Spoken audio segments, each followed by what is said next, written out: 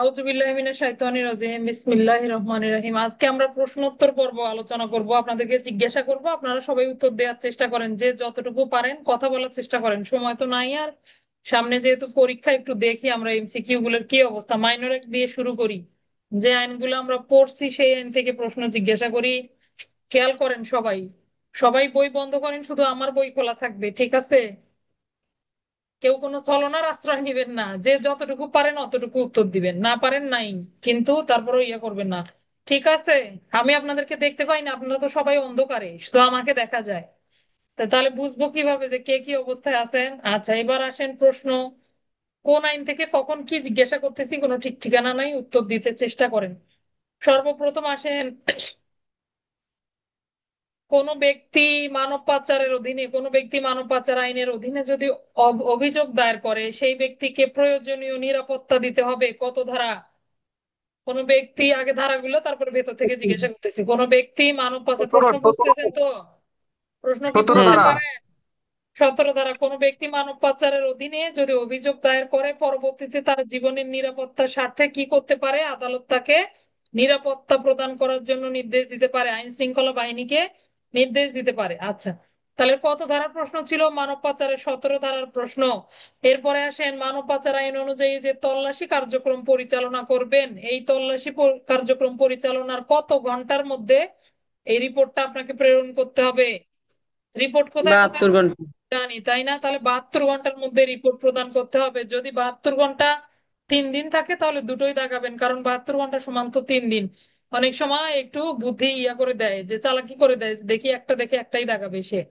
আচ্ছা, তদন্তের স্বার্থে বিদেশে গমন করতে পারবে, বিশেষ তদন্ত দল গঠন করা যাবে কত দ্বারা? 1905। 19 ধারা। আচ্ছা, 19-এ তদন্তের সকল বিষয় বলা আছে। মানি লন্ডারিং আইন অনুযায়ী বাজেয়াপ্তকৃত সম্পত্তির বিরুদ্ধে আপিল করা যাবে কত ধারায়? মানি লন্ডারিং আইন অনুযায়ী বাজেয়াপ্তকৃত সম্পত্তির বিরুদ্ধে আপিল করা যাবে কত ধারায়? 19 ধারায়। 19 ধারায় বাজেয়াপ্তকৃত সম্পত্তির বিরুদ্ধে আপিল করা যাবে 19 ধারায়। আমি বলছিলাম যে তিনটা তিনটা করে ধারা পড়বেন, তাহলে ভুল হবে না। 14, 15, 16, 17, 18, 19। তাহলে সম্পত্তি বাজেয়াপ্ত 17, 18-তে বাজেয়াপ্তকৃত সম্পত্তি ফেরত, 19-এ আপিল। আচ্ছা, যে অন্যান্য সকল আপিল কততে হবে? অন্যান্য সকল আপিল, মানি লন্ডারিং আইনে কিন্তু অনেকগুলো আপিলের ধারা, তাই না? অন্যান্য সকল আপিল কততে হবে? 22 ধারায়। অন্যান্য সকল আপিল 22 ধারায় হবে। রিপোর্ট প্রদানকারী সংস্থাকে, রিপোর্ট প্রদানকারী সংস্থা কাকে সাহায্য সহযোগিতা করবে? বোঝেন না প্রশ্ন? রিপোর্ট প্রদানকারী সংস্থা কাকে সাহায্য করবে? রাইট, বিএফআইইউ কে সাহায্য করবে, অর্থাৎ বাংলাদেশ PFIC। ফাইন্যান্সিয়াল ইন্টেলিজেন্স ইউনিটকে বিভিন্ন ধরনের তথ্য দিয়ে সাহায্য সহযোগিতা করবে।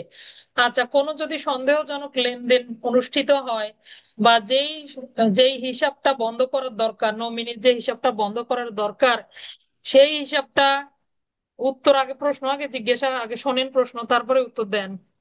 আচ্ছা, যেই হিসাবটা বন্ধ করার কথা বা বন্ধ করার নির্দেশ দান করবে, এরকম হিসাব কতদিনের জন্য বন্ধ করার জন্য নির্দেশ দিবে বিএফআইইউ?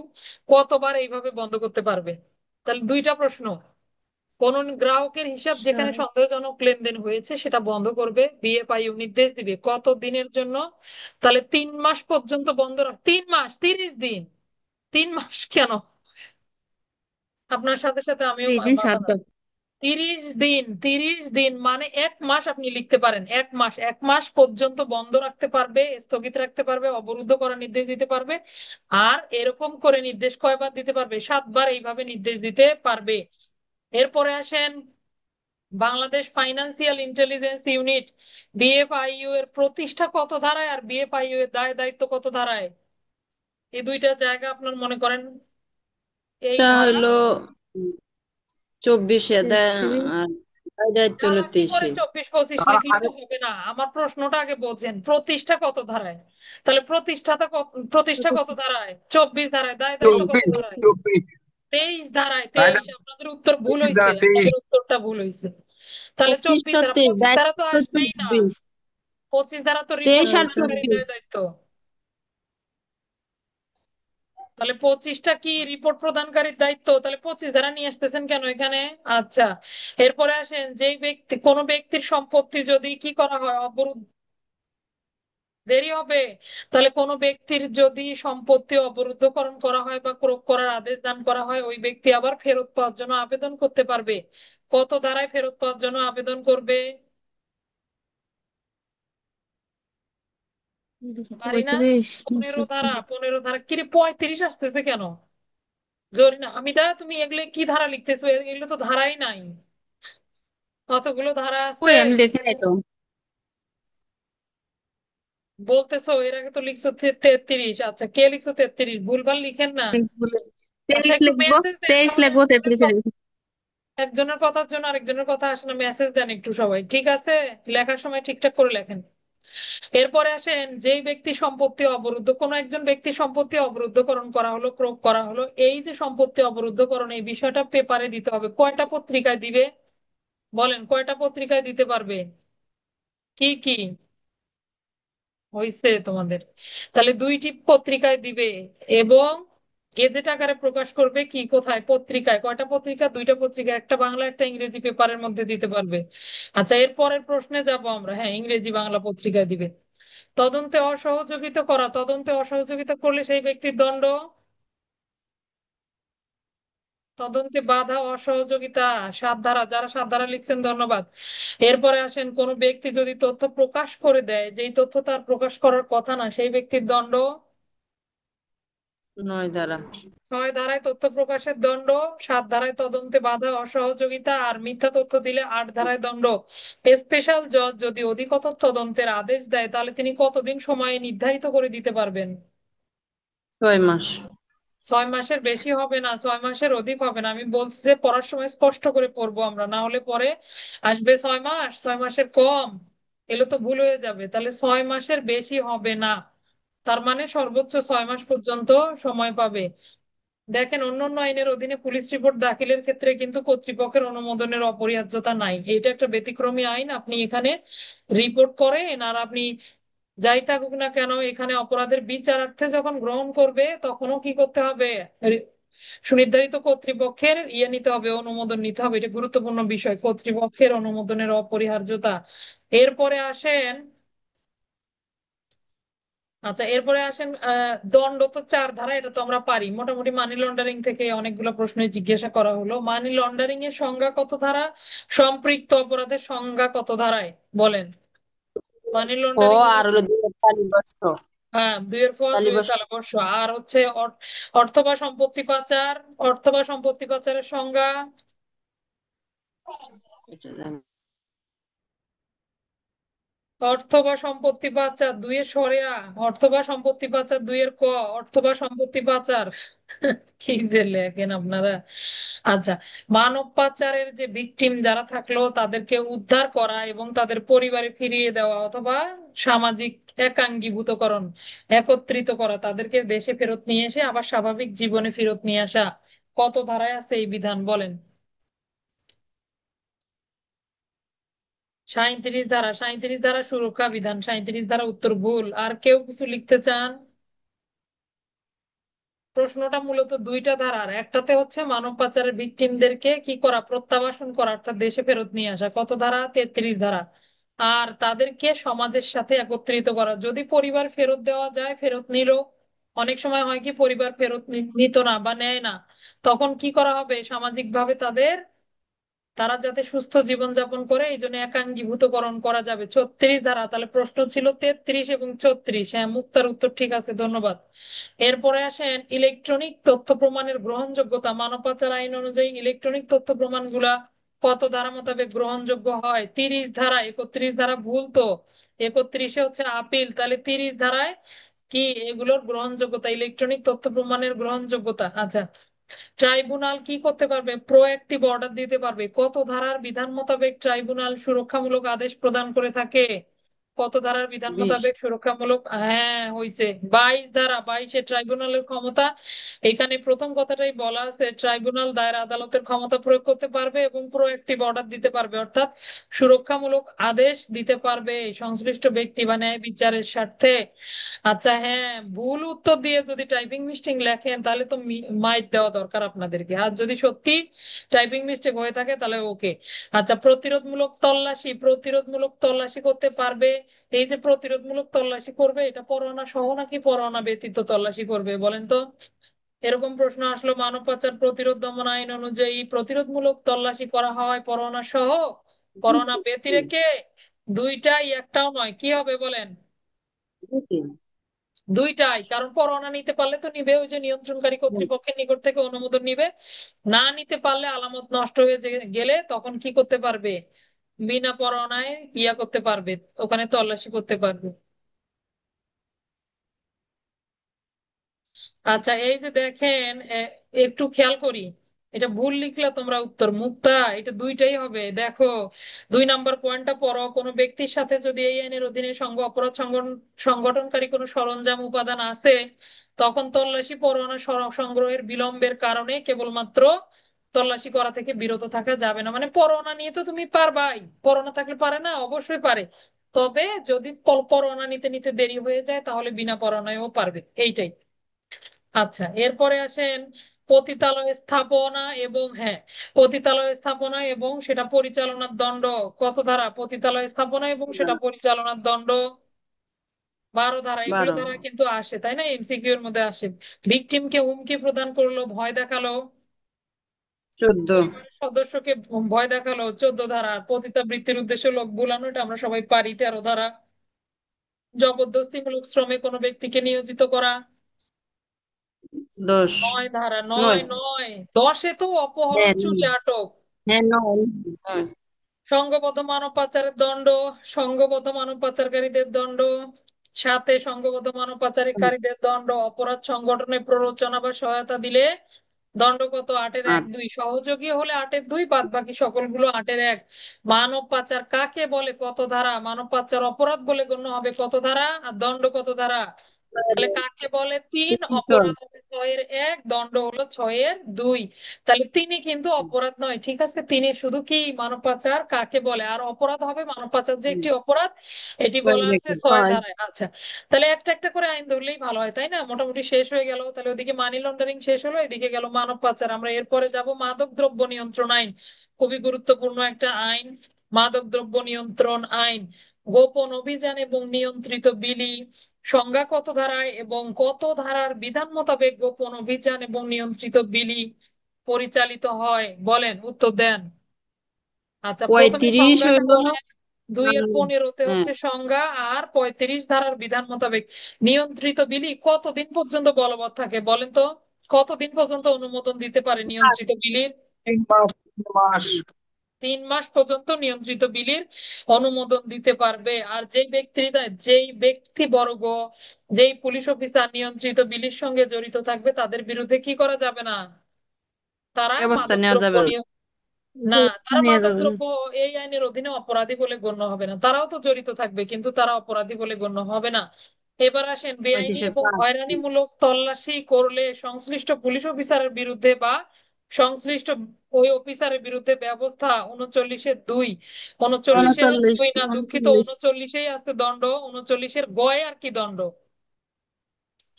তাহলে 39 ধারাটা দিলেই হবে, গোয়া না লিখে সরাসরি 39 ধারা দিয়ে এটাই ভালো হবে।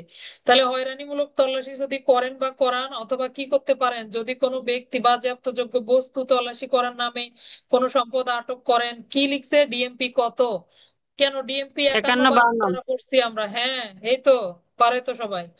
আচ্ছা, তাহলে বেআইনি হয়রানিমূলক তল্লাশির দণ্ড যায় না ডিএমপি পর্যন্ত। কিছু জমা রাখেন নাকি স্যারের পরীক্ষা দিতে হবে বলেন? আমি পরীক্ষা দেবো? আচ্ছা, এরপরে আসেন তাহলে, বেআইনি হয়রানিমূলক তল্লাশির জন্য 39 ধারা মোতাবেক দণ্ডিত হবে কত? তো কোন আইনের? মাদক দ্রব্য নিয়ন্ত্রণ আইন। আচ্ছা, এরপরে আসি আমরা, কোন ব্যক্তি তার ডোপ টেস্ট করে আপনি কি পেলেন? সেই ব্যক্তি মাদকাসক্ত পেলেন, কিন্তু তাকে আপনি কি দিচ্ছেন? আপনি তাকে, মনে করেন, কোনো একটা মাদকাসক্তি নিরাময় কেন্দ্রে দিলেন, কিন্তু সে ওখানে রিহাবে দিলেন, ওখানে তিনি থাকবে না, তখন সেই ব্যক্তির দণ্ড কত ধারায় বলেন? 34-এর 4। 36-এর 4। দণ্ড কতদিন? দণ্ড কি দণ্ড বলতে পারি নাকি আমরা? একটু কঠিন হয়ে গেল। তাহলে এটা 6 মাস চিকিৎসা অনূর্ধ্ব নিরাময়। 5 বছর পর্যন্ত দণ্ডে দণ্ডিত হবে। চিকিৎসা নিতে না চাইলে 6 মাস 5 বছর পর্যন্ত কারাদণ্ডে দণ্ডিত হবেন।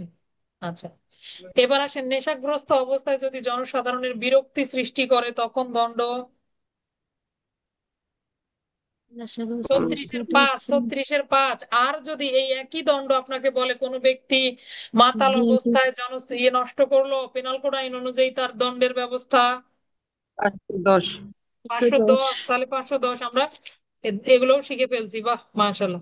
এবার আসেন বাড়ি ঘর যানবাহন এগুলো ব্যবহারের জন্য আপনি ব্যবহারের অনুমতি দিলেন, তখন আপনার দণ্ড 37 ধারা ব্যবহারযোগ্য যন্ত্রপাতি রাখা। বিচার কার্য কত কার্য দিবস পর্যন্ত মুলতবি রাখা যাবে, কত ধারার বিধান মোতাবেক?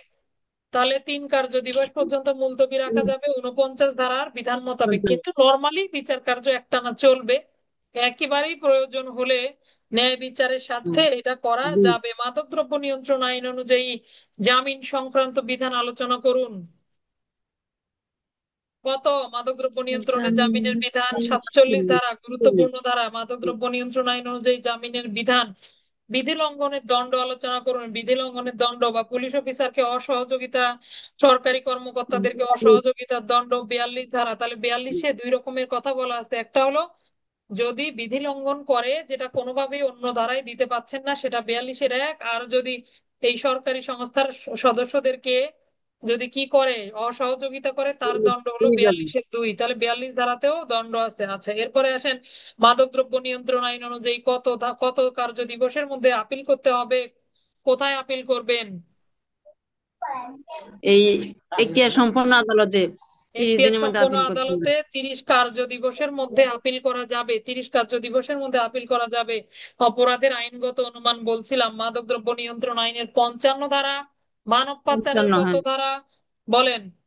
এসিড 18। নিয়ন্ত্রণ আইনেও আছে। মানব পাচারের 18, ফরমালিনের 31 আছে, এসিডের 46 আছে। আচ্ছা, ক্যামেরায় রেকর্ডকৃত ছবি, কথাবার্তা এগুলো ইত্যাদির সাক্ষ্যগত মূল্য কত ধারা? 56 56। ধারা। আচ্ছা, 56 সঙ্গে কোন কোন আইনের কি কি ধারা দেয়া যায়?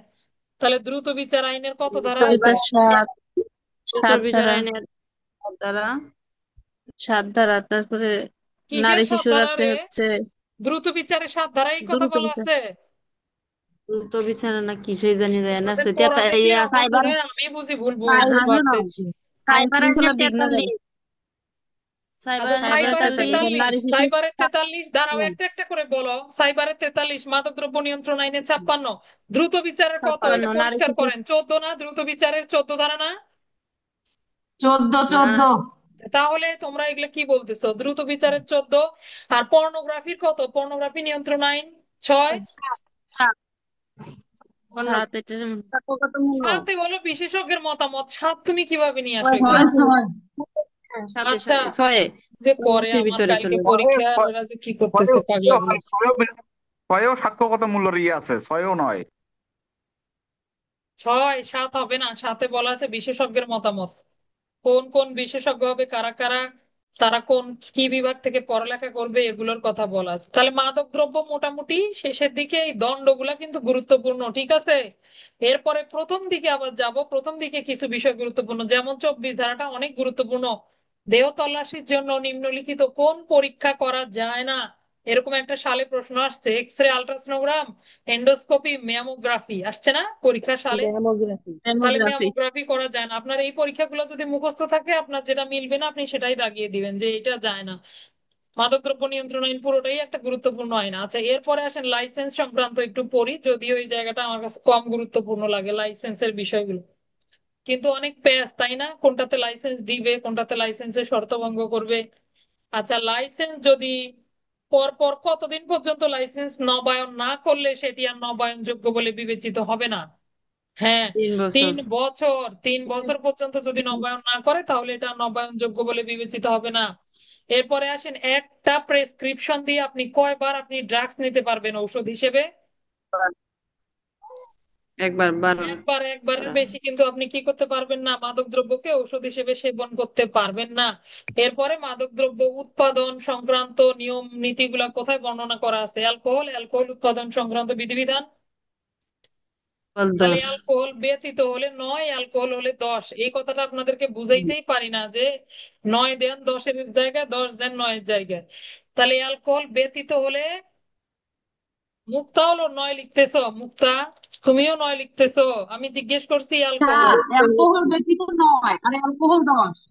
এটাই তো বললাম যে আমি তো জিজ্ঞাসা করছি অ্যালকোহল মাদক দ্রব্য, অ্যালকোহল অ্যালকোহল অ্যালকোহল ব্যতীত অন্যান্য মাদক দ্রব্য হলে সেক্ষেত্রে 9 ধারা হবে। আচ্ছা, এই তো মোটামুটি আরো আছে ভিতরে। তো এত কিছু, আচ্ছা আরেকটা গুরুত্বপূর্ণ চিপা থেকে একটা প্রশ্ন করি, দাঁড়ান। যদি কোনো ব্যক্তির সম্পত্তি বাজেয়াপ্তকরণ করা হয় তখন কি করবে? ওই ব্যক্তিকে কিন্তু বাজেয়াপ্ত করা হলে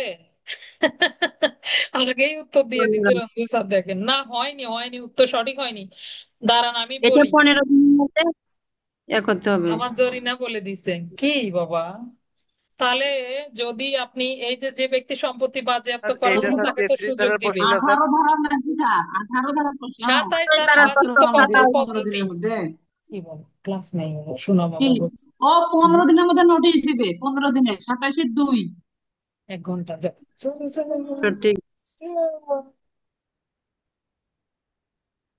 থাক না, গুলো গুলো থাক।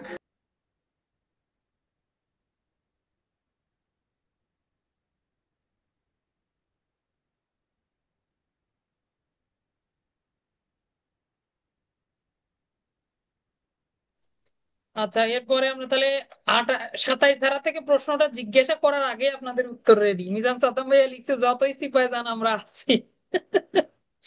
যাক মাশাল্লাহ, পারলে তো খুশি লাগে ভাইয়া। একটা শিক্ষকের খুশি কোথায়? তার ছাত্রদের পাশে, তারা ভালো করবে তাতে, বরং খারাপ করলেই কষ্ট লাগে যে আমি হয়তো পড়াতে পারিনি বা আমি ব্যর্থ, তখন তো খারাপ লাগে। আচ্ছা, এরপরে আসেন, ব্যক্তি এবং মালামাল দুটো একত্রে আটক হলে সেক্ষেত্রে বিধিবিধান কি হবে বলেন? 29। 29 ধারা, গ্রেপ্তারকৃত ব্যক্তি এবং আটককৃত মালামাল সংক্রান্তে ব্যবস্থা বিধিবন্দেশ কিভাবে করবে? আচ্ছা, বাদ বাকিগুলো আপনারা পারেন আমি ধরে নিলাম, কারণ অনেক পড়া, কয়টা জিজ্ঞাসা করব, ধীরে ধীরে একটু আগাই। এরপরে আসেন আমরা একটু বিশেষ ক্ষমতা আইন যাই। বিশেষ ক্ষমতা আইনে বেছে বেছে কয়েকটা মাত্র ধারাই পড়ছি আমরা, তাই না? তারপরে উল্টো পাল্টা হয়ে যায়, অন্তর্ঘাতী কার্য আর ক্ষতিকারক কার্য একটু কিন্তু প্যাচ লেগেই আর যায়। ওটা 15। আচ্ছা, চয়ে হলো ক্ষতিকারক কার্য, চয়ে কি ক্ষতিকারক কার্য? আমি না, হাত তুলছো কেন, কি বলতে চাও বলো? 15। চয় হলো ক্ষতিকারক কার্য নাকি না বুঝে হাত তুলছো? আচ্ছা, কালো বাজারে, কালো বাজারে কেনা বিক্রি এরকম যদি আসে, সংজ্ঞা লিখতে পারবো না, কালো বাজারে কেনা বেচা কাকে বলে? 2 এর খ না, কালোবাজারি কিনা কালো বেচা। বাজারে কেনা বেচা, এটি একটু দেখবেন, কয়েকটা ধারা দিছি তো মাত্র। কালো বাজারে কেনা বেচা আর কালোবাজারি করার জন্য দণ্ড কত? 25 ধারা। আরেকজন আগেই দণ্ড লিখে ফেলছে। সংজ্ঞা জিজ্ঞেস করছি, সংজ্ঞা কালোবাজারি করা, মজুদদারি করা। তাহলে কালোবাজারে কেনা বেচা খ, উতে হলো মজুদদারি, আর এই দুটোরই দণ্ড পাবেন আপনারা, 25 ধারায় গিয়ে দণ্ড পাবেন, জয় ক্ষতিকারক কার্য। আচ্ছা, আটক আদেশ কাকে বলে? কোন আইনের অধীনে কোন ধরনের ব্যক্তিদেরকে আটক আদেশ প্রদান করা হয়? এটা কিন্তু বিশেষ ক্ষমতা আইনের উত্তর।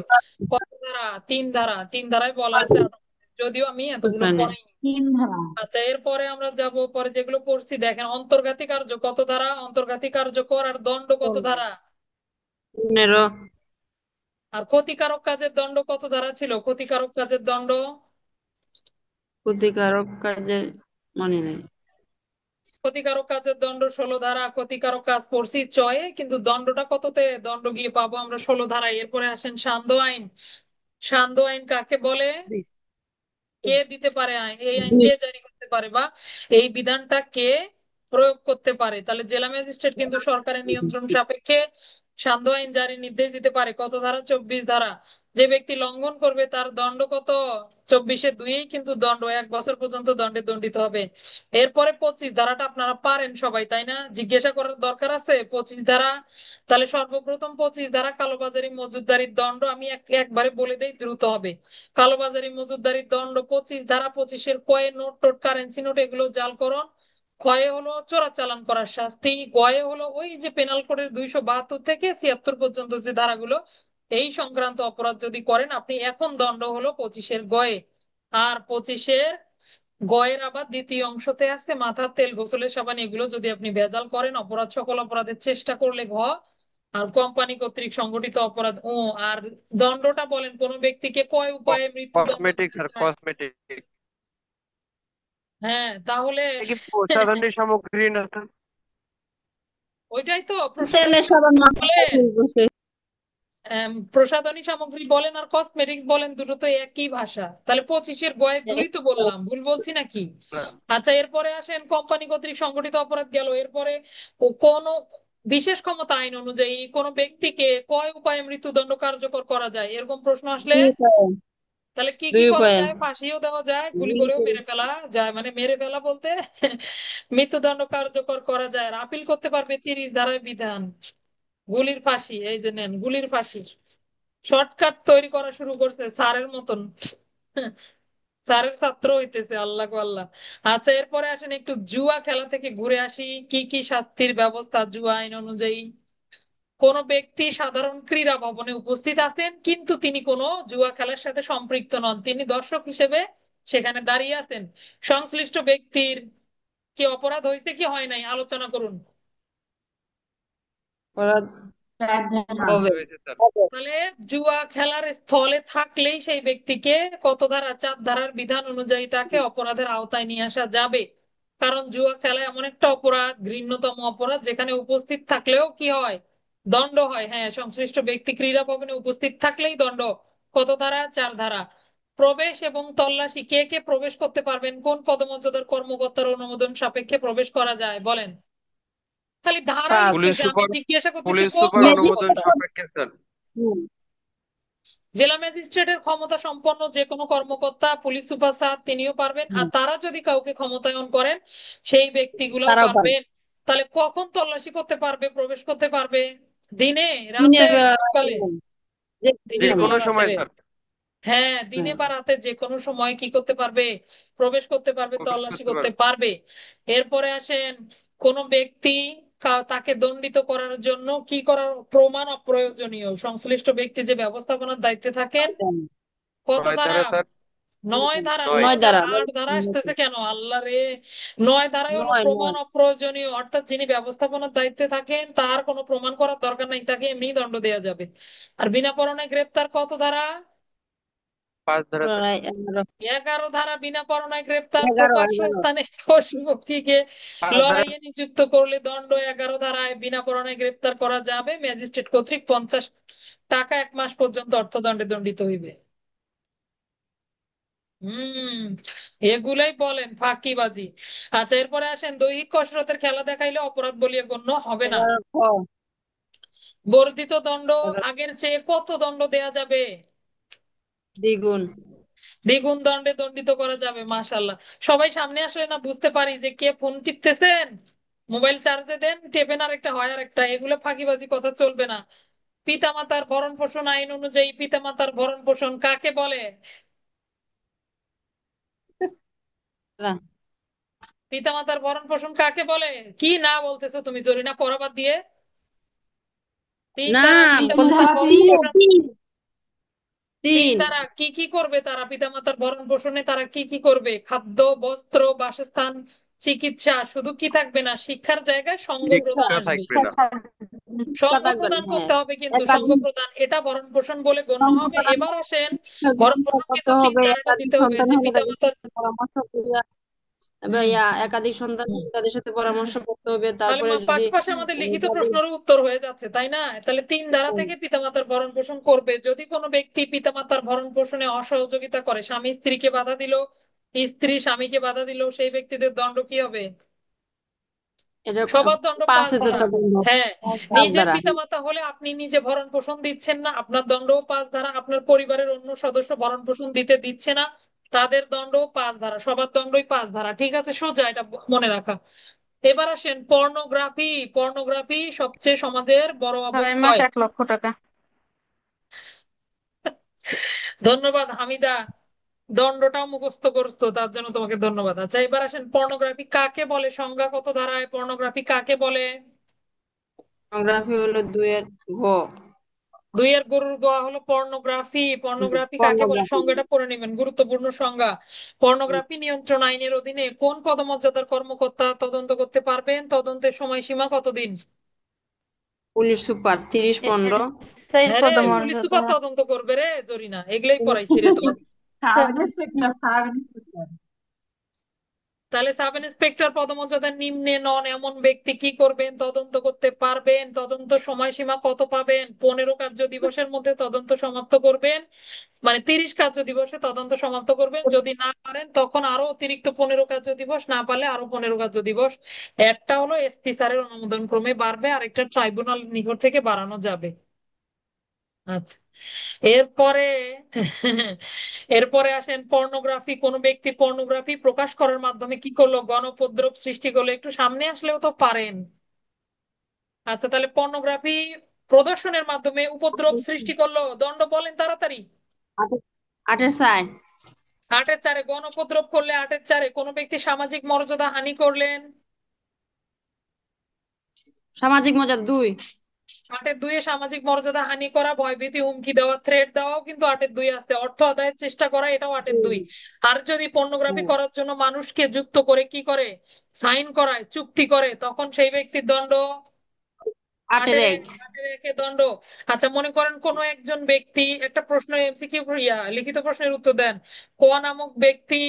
খ নামক নারীকে গোসল করা অবস্থায় কি করলো? সে বাথরুমের ফাঁক দিয়ে কি করলো? মোবাইল ফোনের মাধ্যমে ভিডিও ধারণের চেষ্টা করলো। নারীটি টের পাওয়া মাত্রই কি হলো? সে ওখান থেকে দৌড়ে পালিয়ে গেল। তখন ওই ব্যক্তির দণ্ড কত ধারায় আসবে বলেন তো? পর্নোগ্রাফিতে দণ্ড হবে, ক্লিয়ার করে দিলাম। এবার বলেন যে কত ধারায় ফেলবেন আপনি তার দণ্ডটা? বই দেখেন না? পর্নোগ্রাফির 6 হবে, 6 আট হবে ধারার নাকি তো এটা? দণ্ড, দণ্ড তো না সব না, আট ধারাতে ছয়টা হয়। শিশু।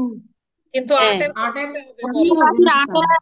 8-6 যে শিশুকে দিয়ে যে ইয়া বিতরণ করাইলো, ওটা স্থাপন করলো, হ্যাঁ, এখানেই তো ওটা স্যার আসে নাকি? পাঁচের স্যার, পাঁচের কখার মধ্যে একটা। হ্যাঁ, তাহলে 5-এর গয়ের গয় হবে পাঁচের উত্তর। বিনিতে। কারণ সে অপরাধ সংগঠনের উদ্যোগ নিছে মাত্র, তাতেই টের পাওয়াতে সে কি করছে? ওখান থেকে দৌড়ে পালাইছে। তাহলে কিন্তু এটা কি হবে? অপরাধ সংগঠনের উদ্যোগ। তাহলে এইটা দেখবেন, এটা কিন্তু গুরুত্বপূর্ণ। অনেক সময় মাথায় আসবে না যে পণ্য তো তৈরি করতে লাগলো, কিন্তু পণ্য তো কি, কোনটাতে দণ্ড দেয়া যায়, আপনি কিন্তু কিছুই খুঁজে পাবেন না। তো এগুলো খেয়াল করার মতো বিষয়। মনে করেন এরকম কোন ব্যক্তি শিশুকে ব্যবহার করিয়ে পর্নোগ্রাফি উৎপাদন বিতরণ এরকম করবে, এই জন্য শিশুকে নিয়ে যাচ্ছিল। প্রতিমধ্যে কি হলো? শিশু সেখান থেকে চলে গেল বা পালিয়ে গেল, অথবা পুলিশের ইয়েতে পড়লো। তো এই একটা কাজ করতে যাবে কেবল, এখনো কিন্তু সংগঠন হয় নাই, তাহলে এটাকেই বলে কোনো কাজের উদ্যোগ গ্রহণ করা। তাহলে উদ্যোগের জন্য দণ্ড হবে 8-5, তাই না? তাহলে 8-5 দিব আমরা। এরপরে আসেন পর্নোগ্রাফি সরবরাহ করলে ইন্টারনেটের মাধ্যমে, দণ্ড 8-3। আর শিশুকেই যদি আপনি প্রোডাকশনের কাজে লাগান, মানে তুমি তৈরি করো, তুমি এগুলো বিতরণ করো, তাহলে তখন দণ্ড হবে 8-6। আর হ্যাঁ, সবাই যে অপরাধের সাথে জড়িত সহায়তাকারী ব্যক্তি প্রত্যেকে দণ্ড হবে 8-7। এবার আরেকটা প্রশ্নের উত্তর দেন। ক নামক ব্যক্তি খ নামক ব্যক্তির সাথে মিলিত হয়ে কি করে? পর্নোগ্রাফি উৎপাদনের জন্য তাকে সাহায্য সহযোগিতা করে এবং নারী পুরুষদেরকে সংগ্রহ করিয়া তাদের সঙ্গে চুক্তি করে। তাহলে মূল অপরাধীর দণ্ড কত হবে আর সহায়তাকারীর দণ্ড কত হবে বলেন? 8-1 আর হলো 8-7 যাবে। এই যে জরিনা, এখানে কিন্তু আমরা ভুলটা করি। তাহলে 8-7 তুমি কি দেখো? 8-7 আটের কোনো এক দণ্ড আছে? আর সাত। দুইটা একসাথে ব্যবহার করতে হবে। 8-1 মূল অপরাধী, এভাবে লিখবো, মূল অপরাধী তিনি 8-1 ধারা মোতাবেক দণ্ডিত হবেন। যিনি সহায়তাকারী তিনি 8-1/8-7 দুটো ধারাই দিতে হবে, কারণ 8-7 তো কোনো দণ্ড নাই। দেখো, সহায়তাকারীর কি দণ্ড হ্যাঁ, থাকে? তিনি যে কাজ করবে সেই দণ্ডই তিনি পাবে। তাহলে তুমি 302টা দিবা না, সঙ্গে 109 তো দিচ্ছ, মনে করো এরকম বিষয়টা। তাহলে আচ্ছা। সহযোগী অপরাধী, এই 8-7 দেখলে বোঝা যাবে যে তিনি মূল অপরাধী না, তিনি সহযোগী। এইটুকু শুধু বোঝা হুম, যাবে, এই জন্য 8-7 হুম, হুম। ব্যবহার করতে হবে। আর তার দণ্ডটা কততে হবে? 8-1 বা যে অপরাধ করবে সেই ধারায় দণ্ডিত হবে। আচ্ছা, এগুলো হলো বোঝার মতো বিষয়, বুঝতে পারছো? মিথ্যা মামলা করার দণ্ড। বারো ধারা। মিথ্যা মামলা 13 ধারা, মিথ্যা মামলা 13 ধারা। আর যদি আসে যে হুম, পর্নোগ্রাফি আইনটা কোন কোন ক্ষেত্রে প্রযোজ্য নয় আলোচনা করুন, তখন কি লিখবেন? 9 দ্বারা। হ্যাঁ, ধর্মীয় উদ্দেশ্য সাধন কল্পে যদি কোনো কিছু তৈরি করা হয় যেটার মধ্যে পর্নোগ্রাফির উপাদান পাওয়া যায়, অথবা গাড়ির সামনে অনেকেই কি করে? ধর্মীয় সিম্বল হিসেবে যদি কোনো কিছু ব্যবহার করে, অঙ্কিত, চিত্রিত, প্রতিচিত্রিত কোনো কিছুই পর্নোগ্রাফি নিয়ন্ত্রণ আইনের অধীনে পড়বে না। এরপরে আসে নির্যাতন কাকে বলে? নির্যাতন, নির্যাতন কাকে বলে? কত ধারা? পারিবারিক সহিংসতার 3 দ্বারা। হ্যাঁ হ্যাঁ হ্যাঁ, নির্যাতন। আরে পাগলি, ওটা তো সহিংসতার মধ্যে ভেতরে একটা নির্যাতনের কথা বলা আছে, যে হচ্ছে শারীরিক নির্যাতন, আর্থিক নির্যাতন, যৌন নির্যাতন, আর্থিক ক্ষতি সবগুলো মিলে হলো পারিবারিক সহিংসতা। আমি শুধু নির্যাতন জিজ্ঞাসা করছি কাকে বলে। এটা নির্যাতন এবং হেফাজতে মৃত্যু আইনের 6 ধারায় বলা আছে নির্যাতন কাকে বলে। তাহলে নির্যাতন হতে পারে মানসিক, হতে পারে শারীরিক নির্যাতন। কোনো ব্যক্তি যখন অপর কোনো ব্যক্তিকে তথ্য স্বীকারের জন্য বা অন্য তথ্য প্রদানের জন্য, স্বীকারোক্তি আদায়ের জন্য অথবা সন্দেহভাজন অপরাধীকে কি করে, নির্যাতন করে, শারীরিক মানসিক ভাবে ভয় ভীতি দেখায়, তখন তাকে নির্যাতন বলে। তাহলে কত ধারা লিখবো আমরা? 2-এর 6। আর হেফাজতে মৃত্যু কত লিখবো?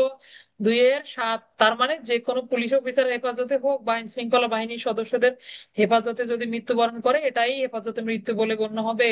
এরকম প্রশ্ন আসতে পারে। নিম্নলিখিত কোন বিষয়টি হেফাজতে মৃত্যু বলে গণ্য হবে না? সরকারি কর্মকর্তার হেফাজতে মৃত্যু, অবৈধভাবে আটক, মানে আটকের ক্ষেত্রে, অবৈধ না, ধরেন বৈধই আটক করছে, আটক অবস্থায় মৃত্যু মানে রিমান্ডে নিয়ে আসছেন এই অবস্থায় মৃত্যু, আবার গ্রেপ্তার কার্যকর কালে কোনো ব্যক্তির মৃত্যু, সাক্ষীকে জিজ্ঞাসাবাদ কালে মৃত্যু, কোনোটিই নয়। হয় নাই উত্তর প্রশ্ন? তাহলে কোনোটাই নয় হবে, কারণ সবগুলাই আপনার হেফাজতে মৃত্যু বলছি আমি। তাহলে কোন সরকারি কর্মকর্তার হেফাজতে মৃত্যু হলে এটাও হেফাজতে মৃত্যু। তারপর আইন প্রয়োগকারী সংস্থা গ্রেপ্তার কালে যদি মারা যায় সেটাও হেফাজতে মৃত্যু। কোন মামলায় সাক্ষী হোক বা না হোক জিজ্ঞাসাবাদ কালে, দুঃখিত সাক্ষীটা ছিল না আর কি, সাক্ষী হোক বা না হোক জিজ্ঞাসাবাদ কালে যদি মৃত্যুবরণ করে এটাও হেফাজতে মৃত্যু বলে গণ্য হবে। এই হলো 7 ধারা হেফাজতে মৃত্যু। এরপরে আসেন, যিনি চিকিৎসক তিনি এই জখমের রিপোর্ট টেস্ট করবে না শরীর, ডাক্তারি পরীক্ষার রিপোর্ট কত সময়ের মধ্যে প্রেরণ করবে? জখমের রিপোর্ট 24 ঘন্টার মধ্যে দিবে। 24 ঘন্টা? একদিন কেন? একদিন একদিন এক মানে কি 1 ঘন্টা না কি বোঝান, বুঝি তো না। তাহলে 24 ঘন্টার মধ্যে একটা রিপোর্ট তৈরি করবে। একটা কপি মেসেজ দেন তাহলে বুঝতে পারবো আমি। কপিগুলো কাকে কাকে দিবে একটু ভালো করে দেখে নিন। এরপরে আসেন, কোন আইনের অধীনে তৃতীয় পক্ষ ব্যক্তি অভিযোগ দায়ের করতে পারেন? ঘটনা সম্পর্কে তৃতীয় পক্ষ ব্যক্তি অভিযোগ দায়ের করতে পারেন নির্যাতন এবং হেফাজতে মৃত্যু নিবারণ আইনের কত ধারা? 6 ধারা মোতাবেক। আচ্ছা, এরপরে যে পুলিশ অফিসার বা যে পদমর্যাদার কর্মকর্তা অভিযুক্ত হবেন তার থেকে, কোন পদমর্যাদার কর্মকর্তা তার এই বিষয়টি তদন্ত করবেন? তার থেকে নিম্ন পদস্থ ম্যাজিস্ট্রেট করতে পারবেন? তার থেকে উচ্চ পদস্থ? খ এবং গ কি হবে উত্তর? উচ্চপদস্থ। তাহলে ম্যাজিস্ট্রেট উচ্চপদস্থ। তদন্ত করতে পারবেন, উচ্চ পদস্থ তদন্ত করতে পারবেন না। যদি পুলিশকে তদন্ত না দেয় তখন তুমি কি করবা? ম্যাজিস্ট্রেট তদন্ত করতে পারে, পুলিশ অফিসার জড়িত থাকলে কি করতে পারে? ম্যাজিস্ট্রেট কিন্তু তদন্ত করতে পারে। তাহলে সংশ্লিষ্ট পদমর্যাদার নিম্নে নন ওই ব্যক্তির উচ্চ পদমর্যাদার কর্মকর্তাকেও দিতে পারবে। আদালতও চাইলে অন্য তদন্তকারী কর্মকর্তা নিযুক্ত করতে পারবে, তারাও ইয়ে করতে পারবে। আচ্ছা, মনে করেন কোনো একটা ব্যক্তিকে মামলা নিষ্পত্তির স্বার্থে আদালত কি করতে পারে? অন্তরীণ আদেশ দিতে পারে। তাহলে এই যে অন্তরীণ আদেশ দিবে, এই আদেশটা কতদিন পর্যন্ত দিতে পারবে? পড়াইনি এই লাইনটা আপনাদেরকে। 7 দিন পর্যন্ত অন্তরীণ আদেশ দিতে পারবে। 11 ধারার মধ্যে দেখবেন নিরাপত্তা বিধান কতদিন পর্যন্ত অন্তরীণ আদেশ দিতে পারে? 7 দিন পর্যন্ত অন্তরীণ আদেশ দিতে পারে। আচ্ছা, এটা গেল মাইনর অ্যাক্ট। আচ্ছা, আরো একটু আছে তো নাকি? দেখি তো এদিকে কি আছে। অস্ত্র আইন এগুলো পারেন আপনারা, এদিকে এত বেশি সময় নষ্ট করি না। তাহলে অস্ত্র আইন থেকে দুই একটা প্রশ্নের নারী উত্তর। শিশু নারী শিশুটা থেকে একটু। নারী শিশু, আচ্ছা নারী শিশু। তাহলে নারী শিশু নিশ্চয়ই ভালো পড়ছো, এই জন্য এটা জিজ্ঞাসা করতে বলতেছো। অস্ত্র আইন অনুযায়ী না, তো ওইটা ইম্পর্টেন্ট না। সবই তো গুরুত্বপূর্ণ, কি বাদ দিবে? এমসিকিউ এর জন্য আবার গুরুত্বপূর্ণ আছে? সবকিছুই গুরুত্বপূর্ণ এমসিকিউ এর। আচ্ছা তাহলে অস্ত্র আইনের অধীনে তল্লাশি ঘাঁটি স্থাপনের ক্ষমতা? 11 ধারা।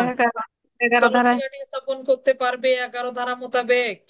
আপনি বলেন তো, খুব ব্যক্তিগত প্রয়োজনে কোন অস্ত্রের আমদানি করা যাবে না? কামান কামান করা কত যাবে ধারায় না। বলা আছে? কত ধারায় বলা আছে? পাঁচ এটা পাঁচ 6 ধারায়, ছয় 6। ধারায় বলা আছে ব্যক্তিগত প্রয়োজনে কামান আমদানি করা যাবে না। অন্যান্য অস্ত্রগুলো আপনি লাইসেন্স থাকলে আমদানি করতে পারবেন, বাট কামানটা আপনার লাইসেন্স থাকলেও আপনি ব্যক্তিগত প্রয়োজনে আমদানি করতে পারবেন না।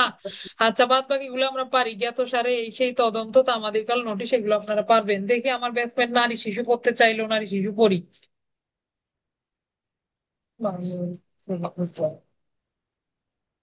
নারী শিশু যত আলোচনা হয়েছে রে, তাতে তো তোমাদের কিছু আমি আর পড়া ধরার মতো জায়গায় দেখি না। আচ্ছা, ধর্ষণের এই দণ্ডগুলো আগে বলেন। কোন ব্যক্তি যদি ধর্ষণ করে সেই ব্যক্তির দণ্ড 9-1। 9-1। এক। ধর্ষণ করে যদি মৃত্যু ঘটায়, ধর্ষণ করে যদি মৃত্যু ঘটায় 9-2। 9-2। আচ্ছা, 9-2। মনে করেন ধর্ষণ করিয়া মৃত্যু ঘটানোর চেষ্টা করছে, মৃত্যু ঘটে নাই, তখন দণ্ড 4-4 খ। চারের ক। হুম, ভালো করে বুঝে উত্তর ক। দেন। ক প্রথমে কি ক জিজ্ঞাসা না করেছি? স্যারের ক। ধর্ষণের দণ্ড 9-1, ঠিক আছে। ধর্ষণ করে মৃত্যু ঘটানোর দণ্ড 9-2। 9-2। এবার আসেন ধর্ষণ করিয়া মৃত্যু ঘটানোর চেষ্টার দণ্ড। কিসের চেষ্টা করছে? 9-এর খ, মৃত্যু কলমের খ। আরে, 9-এর খ কেন রে? চেষ্টার তো একটাই ধারা, 9-4। এখানে আসো, একটা হলো 9-এর মৃত্যু খ। ঘটানোর চেষ্টা, নয় খাতার খ, চারের খ। খাতার খ। হ্যাঁ, তাহলে পাঁচের 9-এর ক কয়টা খ। হবে হচ্ছে? না এখানে? তোমরা গুলো এত মানে কি বলবো, এখনো কিছুই হয়, মানে এখনো তোমাদের ঝামেলা। 9-4 ক। হ্যাঁ, এই উত্তরটা যে দিছেন তারটা শুধু রাইট হয়েছে, বাদ বাকি হাউ কাউ করলে বোঝা যায় না যে কে কি বলে। তাহলে 9-4 ক, যদি ধর্ষণ করিয়া মৃত্যু ঘটানোর চেষ্টা করে 9-4। আবার খ লিখতেছো জরিনা তুমি? 9-4 খ তো ধর্ষণের চেষ্টা, এখানে মৃত্যু ঘটানোর চেষ্টা না। আরেকটাতে হলো ধর্ষণ করিয়া মৃত্যু ঘটানোর চেষ্টা। এগুলো আমরা এখনো, এগুলো যদি ঝামেলা থাকে তাহলে তো বিপদ। প্রথমে দেখেন, যদি ধর্ষিত হয় নারী, সংশ্লিষ্ট ব্যক্তির দণ্ড 9-1। এখন কি করছে? ধর্ষণ করিয়ে মৃত্যু ঘটিয়ে ফেলছে নারীর। তাহলে ধর্ষণ এবং ধর্ষণ পরবর্তী অন্য কোনো কার্যকলাপের ফলে যদি নারী বা শিশুর মৃত্যু ঘটে 9-2। ধর্ষণের ফলে মৃত্যু হলে 9-2। এবার আসেন, গণধর্ষণ হোক 9-3, গণধর্ষণ করিয়া নারীর মৃত্যু হোক তাও 9-3। কারণ যখনই একাধিক ব্যক্তি কর্তৃক ধর্ষণ হবে, যত কিছুই শাস্তি আসুক না কেন 9-3, আলাদা কোনো বিধান নাই। এবার আসেন 9-4 হলো চেষ্টা, শুধু চেষ্টার দণ্ড। আপনি যদি দেখেন চেষ্টা, কেবল গণধর্ষণটা ব্যতি রেখে যদি চেষ্টা দেখেন, আপনি চিন্তা করবেন চেষ্টার একটাই ধারা 9-4। প্রথমটা হলো ধর্ষণ করে মৃত্যু ঘটানোর চেষ্টা 9-4 ক। আর ধর্ষণেরই চেষ্টা, মৃত্যু ঘটানোর চেষ্টা তো আলাদা বিষয়, তাই না? আর ধর্ষণের চেষ্টা 9-4 খ। তাহলে একজন বলতেছে 9 ক, একজন বলতেছে 9-4 খ। কেন? 9 ক তো আলাদা ধারা আছে, আপনি যদি 9-4 না লেখেন তখন আপনার পুরো সেকশন আলাদা হলো, আপনার অপরাধ আলাদা হয়ে গেল। আছে না 9 ক, আত্মহত্যার প্ররোচনা? তাহলে ওগুলো লেখা যাবে ওইভাবে? ধারা সুস্পষ্ট করে লিখতে হবে। আচ্ছা, হুম। এবার আসেন আপনি ব্যাখ্যা, একটু ব্যাখ্যা থেকে জিজ্ঞাসা করি যে কোনো ব্যক্তি যদি শিশুকে বলাৎকার করে সেই ব্যক্তি কত ধারায় দণ্ডিত হবে? 9-1 ধারায় দণ্ডিত হবে, 9-1। ধর্ষণের দণ্ড পাবে। কেন ধর্ষণের দণ্ড পাবে? কারণ ধর্ষণ, বলাৎকার করলে সেটা ধর্ষণ বলেই গণ্য হবে। এই ব্যাখ্যাটার 9-এর কারণে কি হবে? ব্যাখ্যা। 9-1 কি সংশ্লিষ্ট ব্যক্তির দণ্ড হবে? যৌন কর্ম কখন ধর্ষণ বলে গণ্য হবে? যৌন কর্ম কখন ধর্ষণ বলে গণ্য হবে বলেন? 2-এর ডাবল ইয়। হ্যাঁ, এটাই প্রশ্ন। প্রশ্ন জিজ্ঞাসা করি, একটা উত্তর দাও। একটা আমি বলছি যৌন কর্ম কখন ধর্ষণ বলে গণ্য হবে। এই দেখো, ব্যাখ্যায় একটাতে বলা আছে বিবাহ বন্ধন ব্যতীত যদি 16 বছরের বেশি হোক আর 16 বছরের কম হোক। 16 বছরের বেশি নারী কিন্তু সম্মতি ব্যতি রেখে বা ভয় দেখিয়ে তার নিকট থেকে সম্মতি আদায় করা হলো, তাহলে অথবা 16 বছরের কম কোনো শিশুর সাথে সম্মতি নিয়ে তারপরে তাকে যদি যৌন কর্ম করা হয় তাহলে সেটা ধর্ষণ বলে গণ্য হবে। তাহলে দেখেন, সম্মতি সহ কি হয়? যৌনকর্ম ধর্ষণ বলে গণ্য হয়। এরকম একটা প্রশ্ন আসতে পারে, সম্মতি সহ যৌনকর্ম, কোন ব্যক্তি সম্মতি সহ যৌনকর্ম করলে কখন সেটি ধর্ষণ বলে গণ্য হবে? তাহলে আপনি সম্মতি নেন আর চাই না নেন সেটা দেখার বিষয় না, 16 বছরের নিচে শিশু সে আবার কি সম্মতি দিবে, তখন সেটা কি হবে? ধর্ষণ বলেই গণ্য হবে। আর এটাই যদি 16 বছরের অধিক বয়স্ক নারীর সাথে তার আস্থার সম্পর্ক, বিশ্বাসের সম্পর্ক স্থাপনের মাধ্যমে যদি তার সাথে সম্পর্ক করে, তখন সেটা কোথায় চলে 9-এর যাবে? হ্যাঁ, 9-এর ক্ষয়ে যাবে, তখন বিয়ের প্রলোভনে যৌন কর্ম বলে বিবেচিত হবে। তাহলে পার্থক্য আছে কিনা দেখেন, এগুলো কিন্তু ভালো করে পরিষ্কার করে এগুলো বুঝে ফেলতে হবে। আচ্ছা, এরপরে আসেন, আমরা আরেকটা অতিরিক্ত দণ্ড পেয়েছি এখানে। যদি কোনো নারীর কি করে, যদি কোনো নারীর ধর্ষণের উদ্দেশ্যে ধারালো অস্ত্র দিয়ে, রাসায়নিক পদার্থ দিয়ে, অন্য কোনো উপকরণ দিয়ে যৌনাঙ্গ বা স্তনে মারাত্মক ক্ষতি সাধন করে, সেই ব্যক্তির দণ্ড কত ধারায় আছে? সেই ব্যক্তির দণ্ড 9-4। 9-4 গ। তাহলে গ। আমি তো, তোমার ধারা লেখা ঠিক হয় নাই, এভাবে ধারা আমরা লিখবো না। 9 লিখে উইদিন ব্র্যাকেট 4 লিখে উইদিন ব্র্যাকেট গ, এভাবে লেখাটা ওইভাবে অভ্যাস করো। তাহলে ওখানেও নাহলে পরীক্ষা হলে এভাবে লিখে ফেলবা। তাহলে 9-4 গয়ে হলো, এটাও কিন্তু এক ধরনের চেষ্টা, তাই না, ধর্ষণ করার জন্য। তিনি কি করলো? তাহলে যদি ধর্ষণের চেষ্টা করে দণ্ড কততে চলে যায়? 9-4 খ।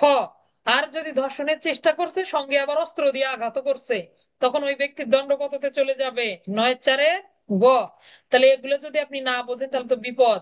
এবার আসেন, কোন আইন শৃঙ্খলা বাহিনীর সদস্য হতে পারে, ডাক্তার হতে পারে, যার হেফাজতেই হোক না কেন নারী ধর্ষিত হলো, তাহলে যে ব্যক্তি ধর্ষণ করলো তার দণ্ড কত? 9-5 হলো হেফাজতে ব্যর্থতার জন্য দণ্ড।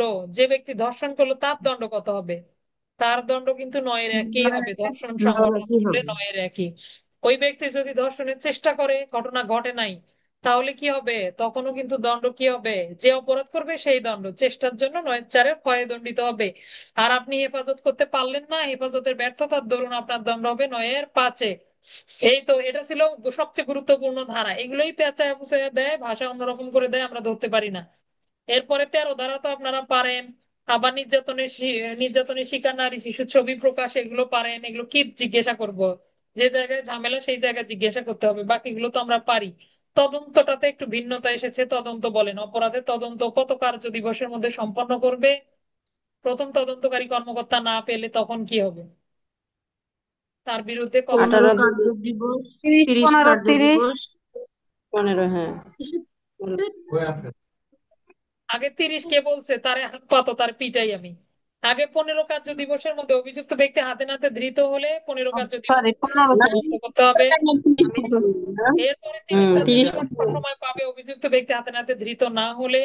এরপরে আরো 15 কার্য দিবস সময় ম্যাজিস্ট্রেটের কাছে আবেদন ক্রমে কি করবে? আরো 15 কার্য দিবস সময় বৃদ্ধি করা যাবে। এই হলো টোটাল তদন্ত। তবে হ্যাঁ, যদি ডিএনএ পরীক্ষা বা অন্যান্য পরীক্ষা থাকে সেক্ষেত্রে তদন্ত তারা আদালত চাইলে বর্ধিত করে দিতে পারবে।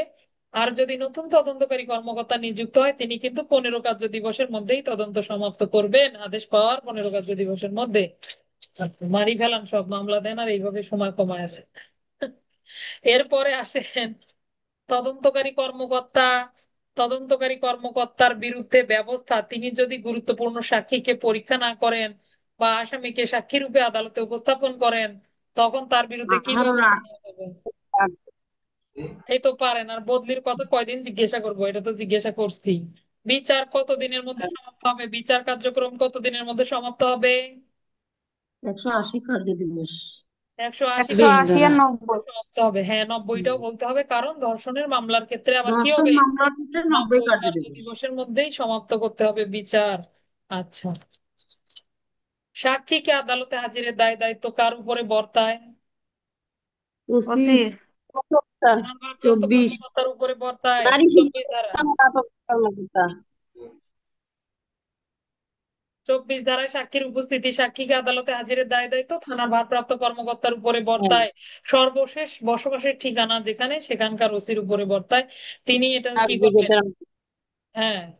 আর তিনি যদি সমন যথাযথভাবে জারি না করেন, তার বিরুদ্ধেও কিন্তু ব্যবস্থা নেওয়ার কথা বলা আছে। আচ্ছা, এবার আসেন পিছনে কি গুরুত্বপূর্ণ আরেকটা ধারা। যে এটা 185 খ দণ্ড। হ্যাঁ, সাক্ষী 24-এর সাক্ষী এক যদি দুই তো। বারবার করে কোর্টের নির্দেশ দেয়, এনবিডব্লিউডব্লিউ ইস্যু করে, তখন যদি না আসে, নন বেইলেবল উইটনেস ওয়ারেন্ট এগুলো দেওয়ার পর না আসলে, তখন সিআরপিসি অনুযায়ী ব্যবস্থা নিতে পারবে, এটা ব্যবস্থা আলাদা। আচ্ছা, এরপরে আসেন জবানবন্দি। ভিকটিমের জবানবন্দি বা সাক্ষীর জবানবন্দি গ্রহণ। নারী শিশু নির্যাতন দমনের কত ধারা মোতাবেক ম্যাজিস্ট্রেট নিজে ঘটনাস্থলে উপস্থিত হয়ে 22 জবানবন্দি ধারা, করতে 22। পারেন? তাহলে 22 ধারাটা আমরা বাইশ কিন্তু বাইশ। সবসময় করি বা আমরা কার্যক্রমের সাথে জড়িত। ভিকটিমকে নিয়ে যাই ম্যাজিস্ট্রেটের কাছে অনেক সময়, তাই না, 22 ধারা করানোর জন্য। যদিও বইয়ে ভিন্ন কথা বলা আছে যে তদন্তকারী কর্মকর্তা লিখবে, লেখার প্রেক্ষিতে ম্যাজিস্ট্রেট ঘটনাস্থলে দ্রুত উপস্থিত হয়ে ওখানেই কি করবেন? জবানবন্দি লিপিবদ্ধ করবেন, তাই না, এরকম বলা আছে। আচ্ছা, এরপরে আমরা একটু সন্ত্রাস বিরোধী আইনটা দেখি। সন্ত্রাস বিরোধী আইন আপনাদেরকে পড়াই নাই, কিন্তু আপনারা তো আমার থেকে বেশি পড়ছেন, তাহলে জিজ্ঞাসা করাই যায়, তাই না? না, থাক, মন খারাপ আমি হবে করি নাই। পরে। শিশু আইন জিজ্ঞাসা করি, শিশু আইন বলেন। শিশুর বয়স কত? শিশু আইন অনুযায়ী শিশুর বয়স কত, কত ধারা? 18। 2017 আর হচ্ছে 4। চাই। 18 বছর। ধারাটা গুরুত্বপূর্ণ বেশি। 4 ধারায় শিশুর বয়স বলা আছে 18 বছর বয়স পর্যন্ত সকলেই শিশু বলে গণ্য হবে না। 2-17 সংজ্ঞা আছে, এটাও আপনারা দিতে পারেন। দুইটা ধারাই গুরুত্বপূর্ণ আছে। এরপরে আসেন, প্রবেশন কর্মকর্তা কাকে বলে? প্রবেশন কর্মকর্তা নিয়োগ পাবেন কত ধারা মোতাবেক? 5, 6 ধারা পাঁচ 6, ধারায় প্রবেশন কর্মকর্তা, হ্যাঁ 6 ধারা রে, জরিনা ধারাও রে, তোমার পায়া নেই। 6 তাহলে ধারায় 5 ধারায় হলো দায়িত্ব প্রবেশন কর্মকর্তা। কর্মকর্তা, 6 ধারায় তো দায়িত্ব। দায়িত্ব তো আমি যাই নাই রে বাবা। হ্যাঁ, আচ্ছা, সভাগুলা কোন বোর্ডের সভা কয় মাসে কতদিন হবে এটা আমরা লিখতে পারবো নাকি? বোর্ডের সভা জাতীয় 6, শিশু কল্যাণ 4, বোর্ডে, 3, 6 মাস, 4 মাস, 3 মাস। তাহলে জাতীয় পর্যায়ে 6 মাসে একবার, জেলা পর্যায়ে হ্যাঁ 6, 4, 3, 11 তাহলে ছয়শো হ্যাঁ। তেতাল্লিশ এভাবে মনে রাখিয়েন, ঠিক আছে? জেলা পর্যায়ে 4 মাসে একবার, আর উপজেলা আবার খেয়াল করিয়েন জাতীয়টা জেলাতে যায় না বাজে, হ্যাঁ 643 এভাবে করে মনে রাখবেন। তাহলে 6 মাসে একবার, 4 মাসে একবার, 3 মাসে একবার বোর্ডের সভাগুলো হবে। এগুলো এমসিকিউ দিতে পারে, এছাড়া ইয়া না। আর বোর্ডে যে মনোনীত সদস্য তারা কতদিন পর্যন্ত সেই বোর্ডে অধিষ্ঠিত থাকবে বলতে পারি আমরা এটা? 2 বছর। 2, 2 বছর। 10 ধারায় 2 বলা আছে বছর, দুই 2 বছর বছর। পর্যন্ত তারা ওই পদে অধিষ্ঠিত থাকবেন। এবার আসেন নারী শিশু বিষয়ক। শিশু বিষয়ক ডেস্ক কাকে বলে? ডেস্ক কর্মকর্তার দায় দায়িত্ব, এগুলো আপনারা পারবেন, 13টি। সোজা আছে। হ্যাঁ 13, এগুলো আমরা বারবার 12, পড়ি, এগুলো 14। পারা যায়। এইবার আসেন পুলিশ অফিসার। পুলিশ অফিসার কোন অপরাধের সাথে যদি শিশু জড়িত হয়ে যায় তাহলে পুলিশ অফিসার পুলিশ রিপোর্ট প্রদানের ক্ষেত্রে কি ব্যবস্থা গ্রহণ করবেন বলেন? আলাদা নথি। বলছি পুলিশ রিপোর্ট দাখিলের ক্ষেত্রে পৃথক আলাদা পৃথক করবে স্যার, রিপোর্ট। দুইটা রিপোর্ট, হ্যাঁ, প্রাপ্তবয়স্কের জন্য আলাদা, শিশুর জন্য আলাদা।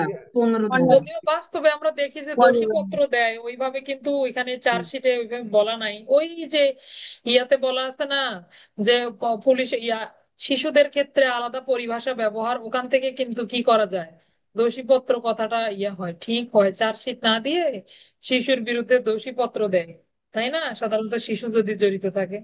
কিন্তু আপনি কিন্তু এখানে শুধু বলা আর আছে এটা কি লাল 30 ধারার অধীনে, লাল এখানে লাল শুধু বলা মড়কে আছে মোড়ানো থাকবে না।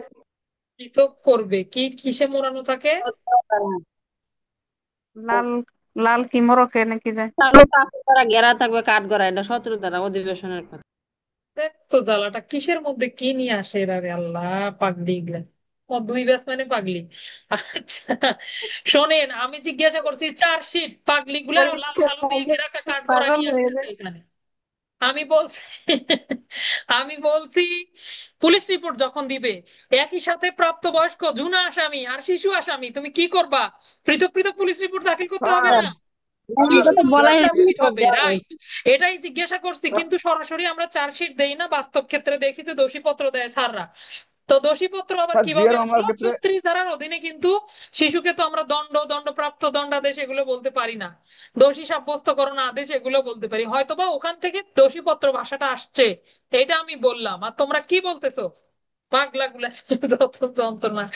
আচ্ছা এরপরে আসি, যদি জিজ্ঞাসা করতাম শিশু আদালতের পরিবেশটা আচ্ছা কেমন এখানে হতো, একটা প্রশ্ন স্যার। তখন তোমাদের স্যার উত্তরটা ঠিক এমনি ছিল। বলছে। লাল শালু ঘেরা।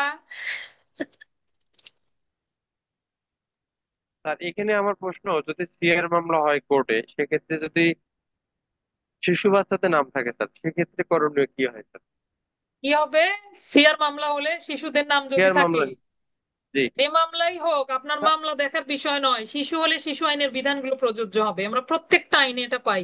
মাদক মামলা হলেও আপনার শিশু আইনের বিধান অনুযায়ী ব্যবস্থা হবে, একইভাবে আলাদা আলাদা চার্জশিট তার বিরুদ্ধে দাখিল করতে হবে। জিয়ার মামলার ক্ষেত্রে পুলিশ রিপোর্ট, আর সিয়ার মামলার ক্ষেত্রে স্যার অনুসন্ধান রিপোর্ট প্রাপ্ত বয়স্কদের থেকে আলাদা করে দিতে হবে স্যার। আচ্ছা আচ্ছা, হ্যাঁ তো তাহলে আলাদা তো করতে হবে, এটাই তো হলো মূল বিষয়, তাই না? যে পৃথক রিপোর্ট তৈরি করতে হবে। শিশু যে অপরাধেই জড়িত থাকুক না কেন, আপনার যে আইনের অধীনেই আপনি তাকে মামলা দায়ের হোক তার বিরুদ্ধে, কিন্তু বিচারের কার্যক্রম আপনার শিশু আইন অনুযায়ী হবে। বুঝতে পারছেন? এটা প্রত্যেক আইনেই আর কি এই একই নিয়ম। আমরা তো পাইও, ধারাগুলোও পাই। তা আপনি একটু এই বিষয়ে কিছু বলতে চান কিনা? আমরা তো কোর্টে ওইভাবে, আপনি তো কোর্টেও কাজ করছেন, আমার তো কোর্টে কাজ করার অভিজ্ঞতা নাই আর কি। আমরা কোর্টে চাকরি করে নিই স্যার। তাহলে হয়তো জানেন, থানায় চাকরি করলেও অনেকে জানতে পারে। কিছু বলতে চান? না, বিষয়টা হচ্ছে যে অনেক সময় দেখা যাচ্ছে যে কোর্টে ম্যাক্সিমাম সময় মিথ্যা বয়সটা দিয়ে মামলা করে। আর মূল কথা হলো যে আমাদের থানা থেকে যখন মামলাগুলো করি আমরা, অনেক সময় দেখা যায় যে যদিও বয়স কম হয় আমরা দেখে শুনে মামলাগুলো করি। আর কোর্টে যেসব মামলা করা হয় ম্যাক্সিমাম মামলায় যে নারী শিশু সংক্রান্ত যেগুলো, যেমন 9 বছর, 12 বছর, 14 বছর, 17 বছর, 17 বছর 5 মাস, 8 মাস, 19 বছর করা হয়। সেক্ষেত্রে আমাদের আইনে বাধ্যকতা আছে কিনা, বা আমাদের পুলিশ অফিসার লিখতেছে এটা, বা থানা কোর্ট থেকে লিখতেছে যে এফআইআরটা আসতেছে, কোর্টের তো বয়স নির্ধারণ করার কোনো অবস্থান আছে কিনা, এটা জানা নেই স্যার ভাই আমার। আমি কোর্টে চাকরি করিনি, কোর্টের বিষয়টা আমি যা বাস্তব অভিজ্ঞতা আমার ওইভাবে নাই বললেই চলে, তবে আমি এইটুকু পড়ে টরে যা বুঝি তাতে হলো শিশু আইনের বিধান আপনার হোক, যে কোনো মামলাই হোক না কেন, আপনার শিশু আইনটা বিচারের ক্ষেত্রে শিশু আইনের বিধানটাই প্রয়োগযোগ্য হবে। হ্যাঁ, তবে শিশুর বয়সটা অনেক বড় ব্যাপার। বয়স নির্ধারণ তো তদন্তের বিষয়, এটা তো আপনার বিচারের মধ্যে যায় না। বয়স যে নির্ধারণ করবে, এই বয়স নির্ধারণের জন্য ঠিক আছে, সংশ্লিষ্ট ঠিক আছে স্যার, ব্যক্তিদেরকে সামনে যাই স্যার। সবকিছুই আর কি তদন্তের কার্যক্রমের মধ্যে পড়বে, ঠিক আছে? তখন এটা মামলাটা যখন তদন্ত হবে তখন তার বয়সটা নির্ধারণ হবে। অনেক সময় হয় এরকম মামলা হয়, বয়স নিয়ে দ্বিধাদ্বন্দ্ব থাকে বা দলিল পত্র পাওয়াও যায় না। আপনি যদি দলিল পত্র নাও পান, কিন্তু আপনার চোখে দেখে মনে হচ্ছে যে সে শিশু, তারপরেও আপনার কি করার উপায় আছে? এরকম এরকম ক্ষেত্রটা স্যার বিশেষ করে মহিলাদের শিশু বাচ্চাদের ক্ষেত্রেই দেখা যাচ্ছে স্যার। দেখা যাচ্ছে ক্লাস 9, বয়স হলো 18, আবার সার্টিফিকেট স্যার 17।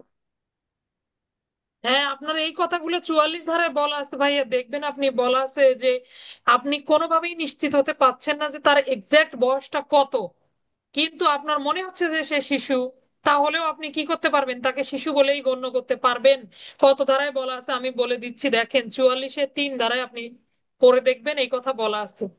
যেহেতু কাগজপত্র ধন্যবাদ স্যার। আপনাকে সিদ্ধান্ত দিতে পারছে না, তখন আপনি এটা করতে পারেন, কারণ আপনার সবখানেই আর কি শিশুদের অগ্রাধিকার দেয়া আছে। আচ্ছা, ঠিক আছে।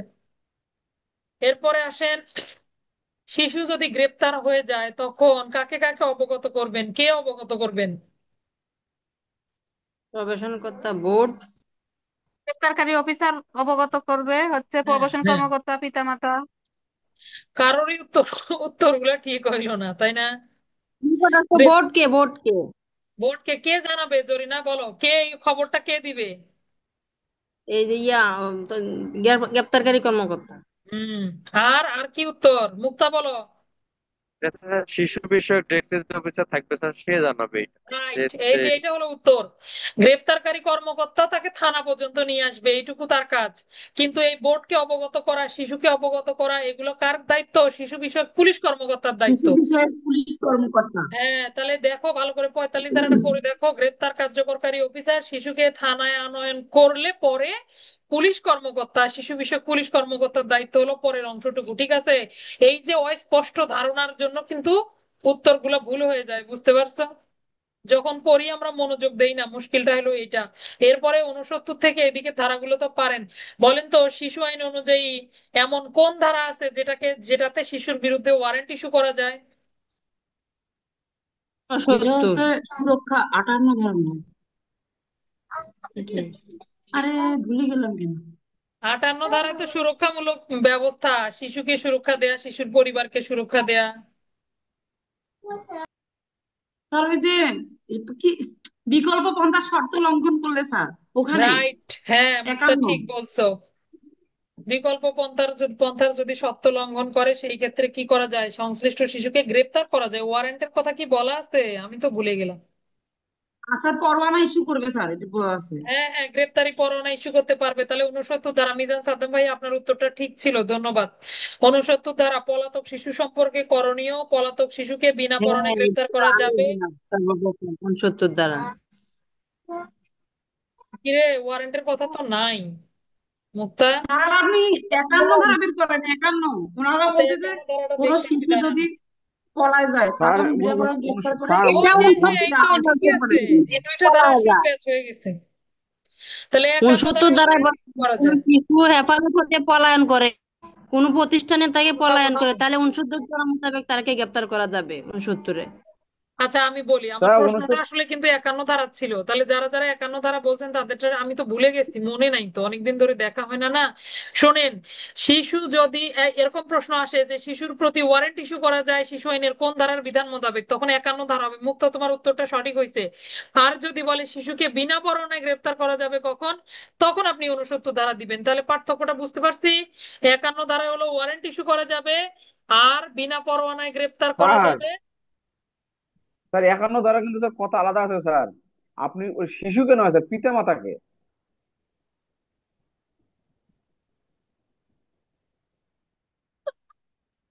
এতদিন ধরে পড়ি আপনারা এগুলা বলতেছেন, আপনাদের কালকে পরীক্ষা।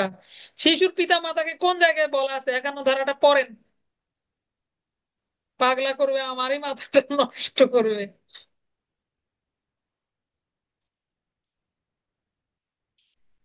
এই দেখেন, শিশুর পিতা মাতা তারা যদি এগুলো ভঙ্গ করে বা যার কাছে রাখছে সে আদেশ পালন করলো না, বিকল্প পন্থা সত্ত্ব যদি লঙ্ঘন করেন, তখন ম্যাজিস্ট্রেট আদালত, শিশু আদালত বা অন্য কোনো আদালত ক্ষেত্র মতো শিশু বিষয়ক পুলিশ কর্মকর্তা পরিষ্কার হয়ে দাঁড়ান। হতেই পারে, আমারও ধারণা ভুল থাকতে পারে, তাই না?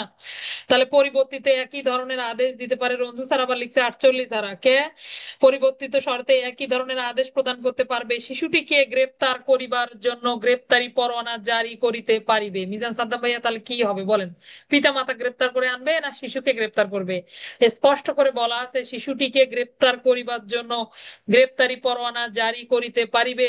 এরপরে আসেন, শিশুকে ম্যাজিস্ট্রেট আদালত বা অন্য কোনো আদালতে হাজির হওয়ার জন্য নোটিশ প্রদান করতে পারবে। তাহলে ওয়ারেন্ট ইস্যুর একটাই ধারা, এবং সেই ওয়ারেন্ট দিয়ে শিশুকেই গ্রেপ্তার করে আনবে। কত ধারায়? 51 ধারায়। মুক্তা, তোমাকে ধন্যবাদ। আসলে পড়া কিছুদিন না দেখলেই মানুষ ভুলে যায়। আমি আমি জানি যে ওয়ারেন্ট ইস্যুর একটা ধারা আছে, কিন্তু আমি সেটা 69 ধারা না 51 ধারা এই মুহূর্তে আমি একদম গুলায় ফেলছি। তো ঠিক আছে, তাহলে এটাতে হচ্ছে বিনা পরোয়ানায় গ্রেপ্তার করতে পারবে, তখন 69 ধারা আসবে। আর যদি ওয়ারেন্ট স্যার ইস্যু এই কথা হয়, তাহলে কোশ্চেনটা 51 স্যার, ধারা হবে। এই কোশ্চেনটা বলো। আনোয়ার স্যার ছিল না আমাদের আরআরএফে, স্যার, উনি হ্যাঁ, আমাদেরকে জিজ্ঞাসা করছিল তখন।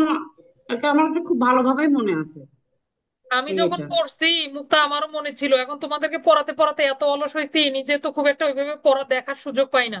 যখন যে আইনটা হয়তো পড়ালাম সেটা 1 ঘন্টা একটু পড়লাম, এরকম করে পড়ি।